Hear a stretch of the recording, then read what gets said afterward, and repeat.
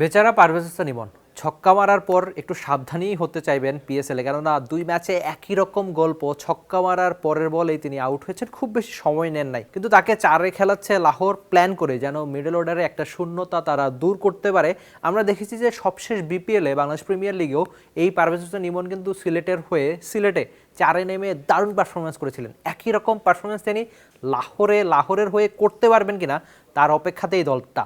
লাহোরের মালিক পক্ষ চাচ্ছে যে ইমন মিডল অর্ডারে ব্যাট করুক, সেখানেই দারুণ করুক। আপনি প্রথম ম্যাচের কথা চিন্তা করেন, যেখানে 14 বা পরের দিকে 12 রান করে পারভেজ হোসেন ইমনকে প্যাভিলিয়নে ফিরতে হয়েছে।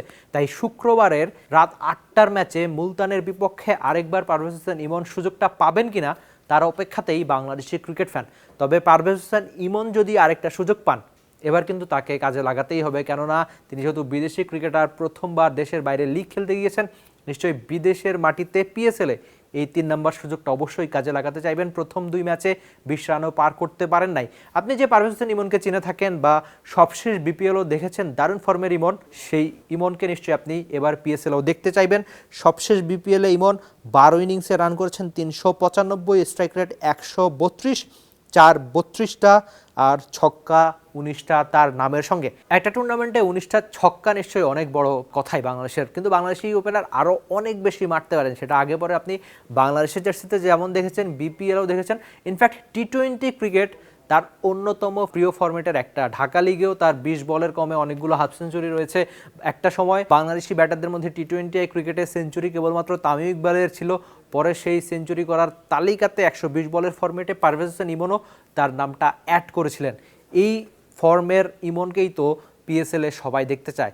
লাহোর বাংলাদেশি ক্রিকেটারদের প্রতি অনেক বেশি আগ্রহ দেখায়। আগে পরে আমরা দেখেছি যে রিশাদ পুরো লাহোরটা মাতিয়ে বেরিয়েছিলেন। সাকিব আল হাসান, মেহেদী হাসান মিরাজ অনেক বড় নয়, ইনফ্যাক্ট মুস্তাফিজুর রহমানও লাহোরে খেলেছিলেন।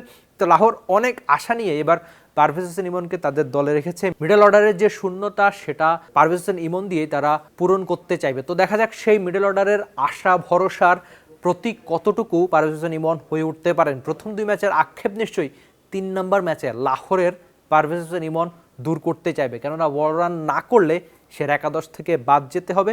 তো শুক্রবার 8টায় শুরু হওয়া ম্যাচে নিশ্চয়ই বাংলাদেশের ইমন লাহোরের হয়ে দারুণ করবেন। আমি অন্তত সে আশা করছি, একই রকম আশা নিশ্চয়ই আপনারা করেন। আর 3 নম্বর ম্যাচটা ইমন কি সেরা একাদশে জায়গা পাবে কিনা, আর সেরা একাদশে জায়গা পেলেও রাঙানো হবে কিনা, সেসব নিয়েও আপনি আপনার মন্তব্য জানিয়ে দিবেন টি স্পোর্টসের কমেন্ট সেকশনে, যেটা আপনার জন্য সবসময় খোলাই থাকে।